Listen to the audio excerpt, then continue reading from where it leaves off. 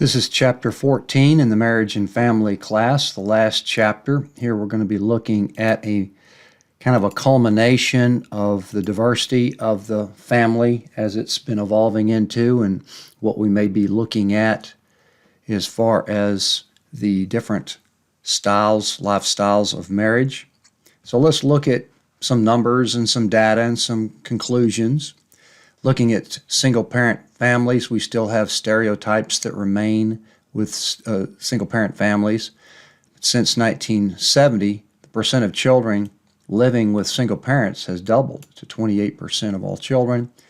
85% of single custodial parents are female, though some single-parent households contain cohabitating adults, so some things that we may not know completely as far as data goes. Births to unmarried mothers have increased at a higher rate than single-parent families created through divorce. 40% of U.S. births as of 2014 were to unmarried women. Looking more at single-parent families, there's some pretty major differences in ethnic groups. When you look at the table in the book, Table 14.1, 55% of African American children lived in single-parent families, 31% Hispanic, 20% of non-Hispanic whites. So those are some pretty major differences there. Looking at the poverty factor of single-parent families, 40% of single mother-headed households with kids less than 18 live below the poverty line. So that's something that we've talked about quite a bit before, is that a big chunk of people living in poverty are the single parent, single mom households. Single mothers have 2.5 times the rate of unemployment than married mothers do. 60% of employed single mothers work in the lower wage occupations. So that's where those demographics tend to correlate out. Looking at the increasing diversity of living arrangements, almost a quarter of all children less than 18 live in the mother-headed households, only 4% by unmarried father. That number's actually increased significantly, but it's still pretty low. Single parenting is typically transitional with the motivation to remarry. That typically seems to be the norm. Through cultural expectations of being married, the economic stress of living single with kids, the role overload that we've talked about, where single parents having to work and still juggle raising the kids, the lack of emotional intimacy or the need for that. Older women may have more reasons to remain unmarried. So as we see, as you get older, that aging does have certain correlations with things.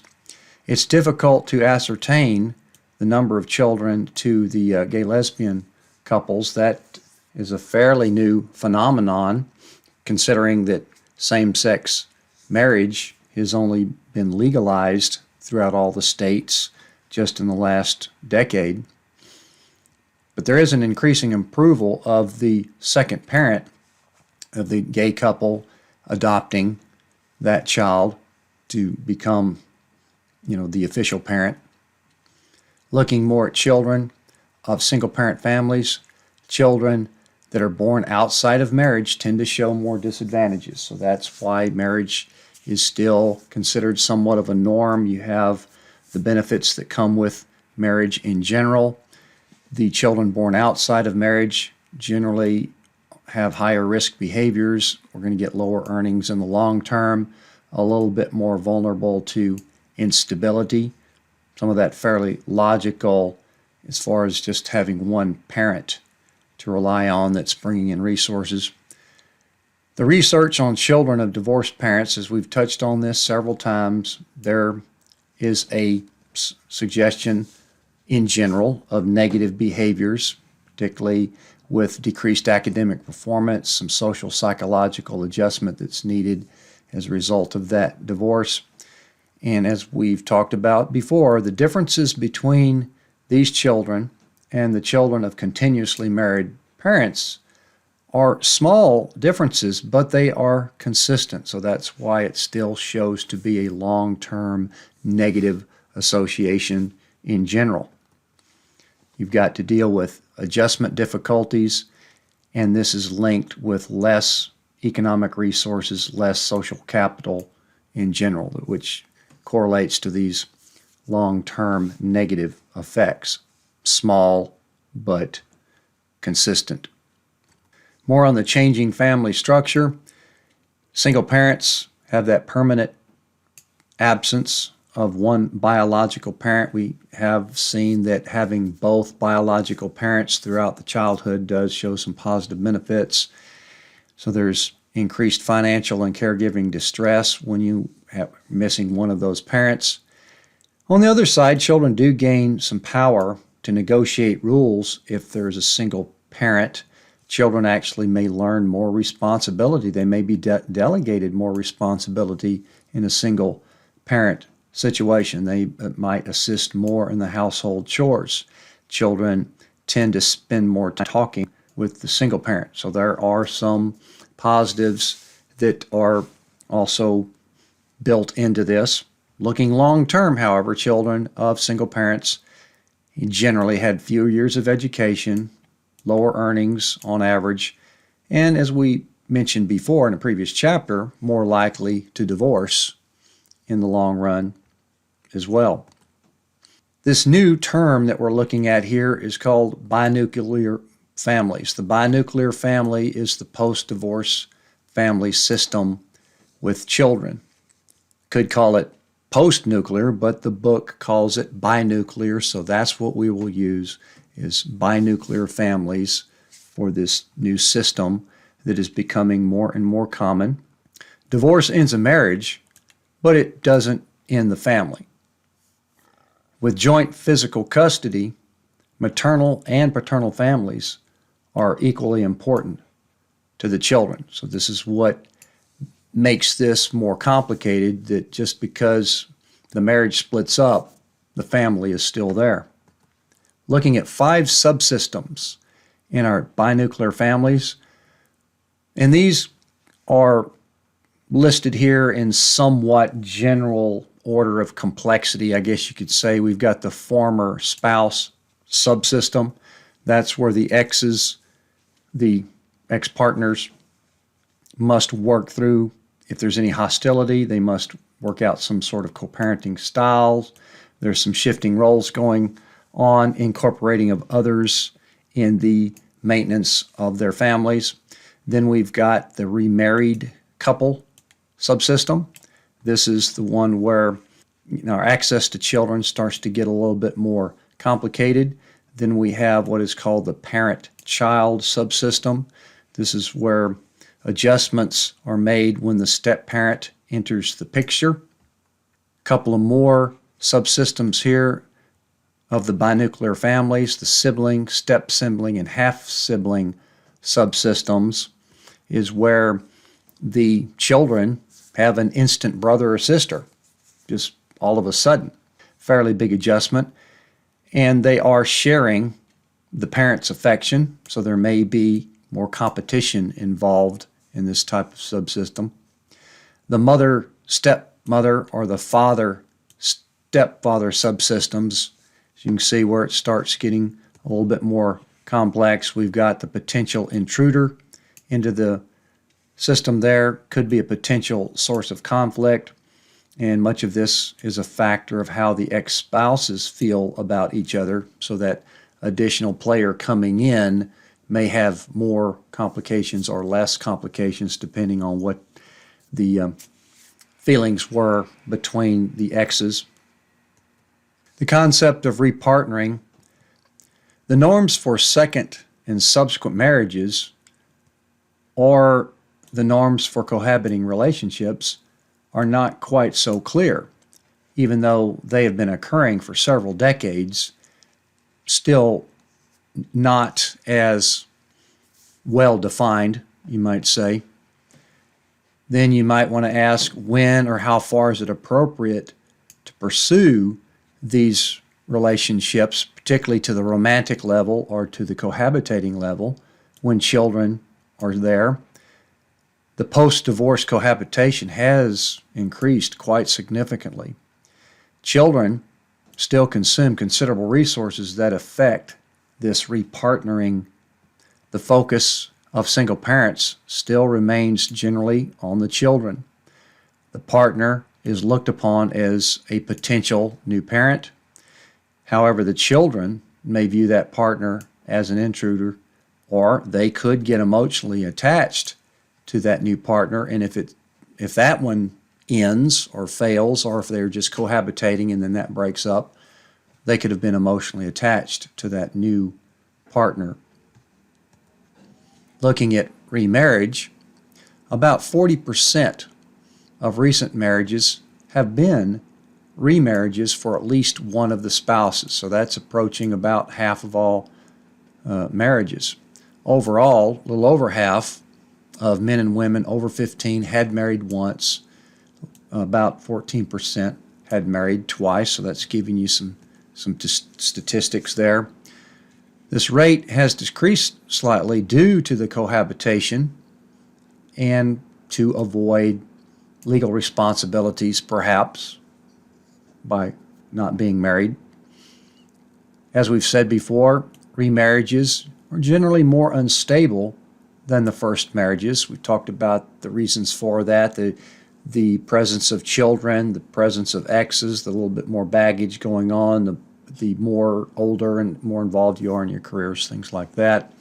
The average length of remarriages is about 10 years, and that's a little less than the average rate of first marriages, as you would expect.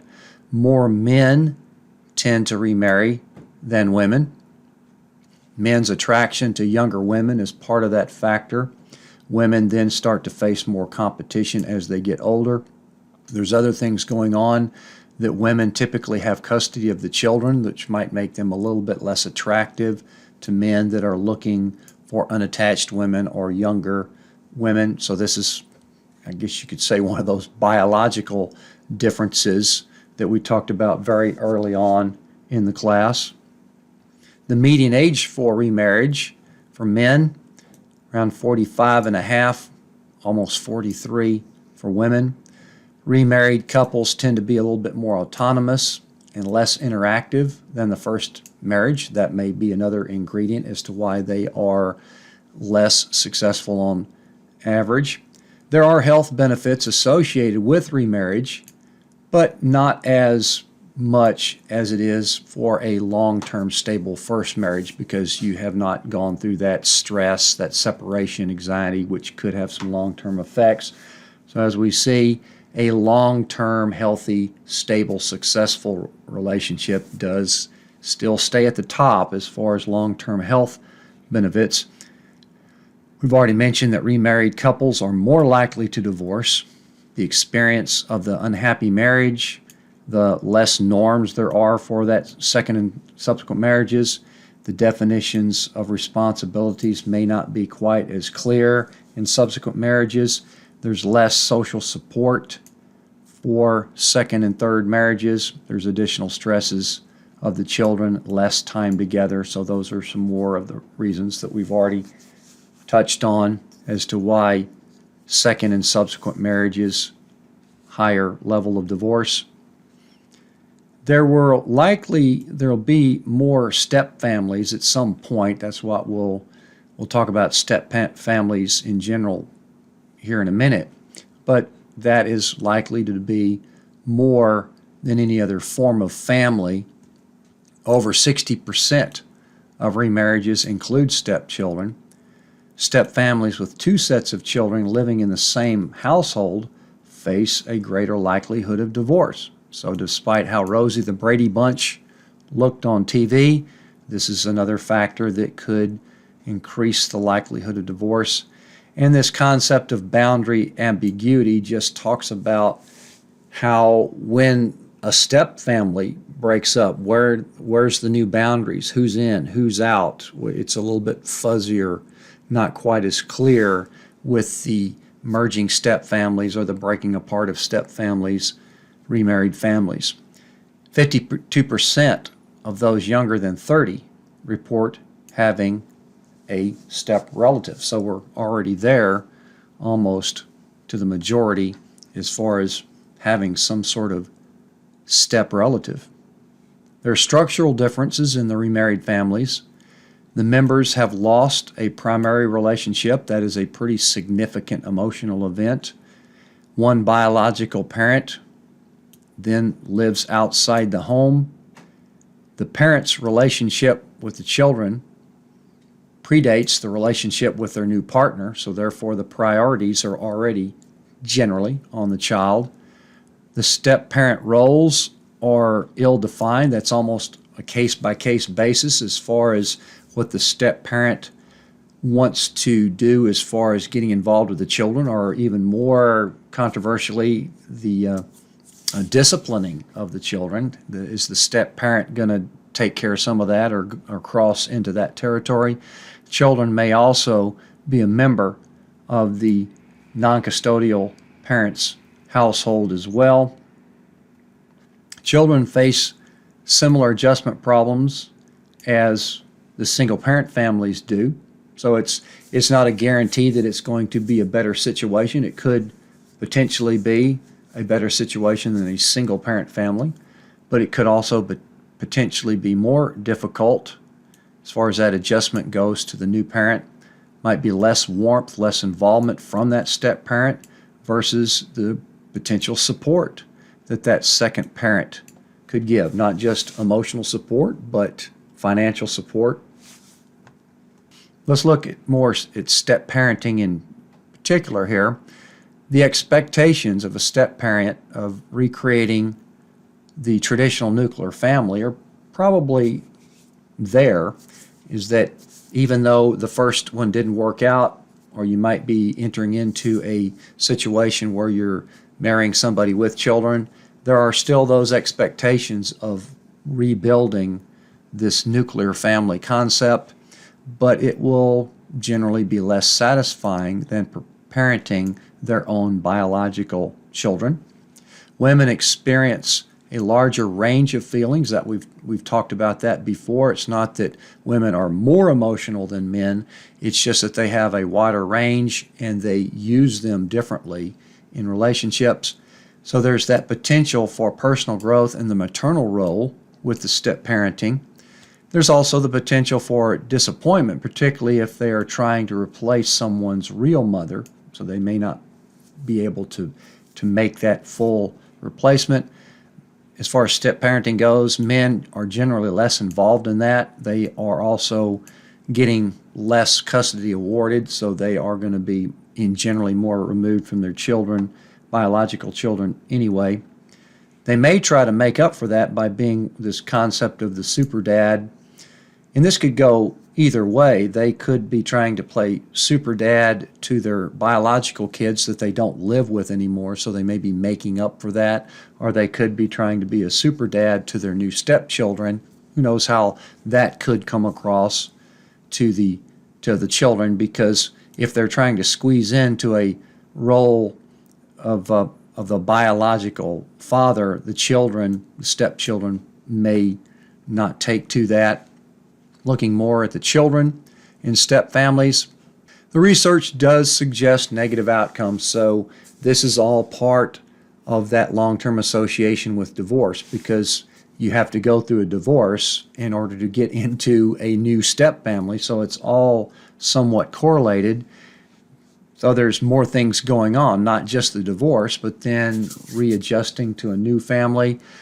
But the research shows in general the negative behaviors could be sadness, anxiousness, high-risk behaviors, not as sociable, could potentially leave home at a younger age because they're not happy with the new step-parent situation, could be a factor there. There might be lower incomes and less savings associated with step families. Yes, there are, when you directly compare them to long-term biological nuclear families, yes, they are less savings and lower incomes in general. But when you compare them to the single-parent families, there is a higher level of economical, financial benefits there because now you have two parents with potential resources coming in, so that's a benefit. But there's also the greater risk of emotional problems that still remain because of the separation of the nuclear family. It's hard to say how children are going to react specifically, but research tends to show that preschoolers may have a tendency to hope more for the reunification. They're younger and may obviously be more naive and have a more positive outlook on the world at that age. The older children may sense more of the guilt or the more of the pulling away, a little bit more of the resentment, as because being older they might feel that they are being affected more or may have had something more to do with it. These negatives are reduced, obviously, when there's a strong sense of belonging. So as we'll say when we wrap up this chapter, is that if there is a very strong, nurturing, loving atmosphere in that family, well, then that, of course, could make up for a lot of these potential negatives of coming into a step family. The potential conflict in step families is fairly intuitive. If the exes don't like each other, that could exacerbate conflict. If there's some favoritism between stepchildren and biological children, that can create divided loyalties. I've already talked about this discipline of the stepchild. Is the step-parent interfering in that? Are they getting involved in that? And then the allocation of money in step families. Got choices here. You could put your money into one pot. That's where sharing resources interdependently. Or you could separate your finances into the two-pot arrangement where then each parent would have their own separate finances that would certainly have a lot to do with if they were dual earners or not, would have correlation to that. Children will, as we mentioned before, could potentially compete with the other parent or the other children for time and affection. We looked at that earlier in one of those binuclear subsystems. What are some strengths of step families? Potentially you could have more companionship, more people coming in, a better sense of security because of the father figure that may be coming in or the more resources that you have. And with you have two happy parents, then there's going to be some improvements there in the adjustment to this new situation. The generally improved economic situation that we've touched on before.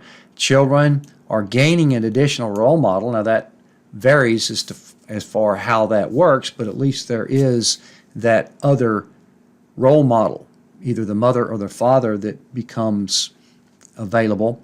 And then there's the exposure to new ideas, new relationships, and large perspectives. There could be benefits to going through this transition as far as your social interaction skills. Strengths of step families included step parents being used as a sounding board that the biological parent may not provide. You might be able to kind of treat the step parent more as a friend that would be able to talk to, that would not be as disciplinary or judgmental that a biological parent might be. So there's lots of things that could be going on here. Could get more interaction, as I said. Cooperation skills could improve with the additional siblings. And then there's the extended kid network, because we know as far as connections go, knowing more people, you've got an extended network that you could use for either friendship, resources, other connections, even job, employment, social connections with this expanded network of step families. So what we want to do here is conclude things that we've been touching on throughout the class as far as this changing state of relationships, the increased diversity of families, the pros and cons, the long-term benefits, things like that. These are both quotes right out of the book from two different studies where they're trying to make the point is that This is going to happen, obviously. Divorce happens. It's not going to go away. Step families are more than likely going to increase, where the step families are going to be the largest type of family. So the point being is that it doesn't necessarily have to be a long-term negative thing. It could actually, might even see some changes over time. But what they're saying here is that the structure of a child's family is probably less important than what goes on within that child's particular family environment. So regardless of what kind of family structure it is, if you have the strong, caring, nurturing, loving relationship, that family environment that is inclusive, could override these potential negative effects. Another one here, the rise of single parent and step families does not imply an end to the family, nor does divorce or cohabitation. Rather, these forms provide different paths that contemporary families take as they strive to fulfill the hopes, needs, and desires of their members. So this wraps up the course, the final chapter in Marriage and Family. Study guide has been posted, but we'll also have a discussion forum on this one. Look at the schedule as far as when the final test will be.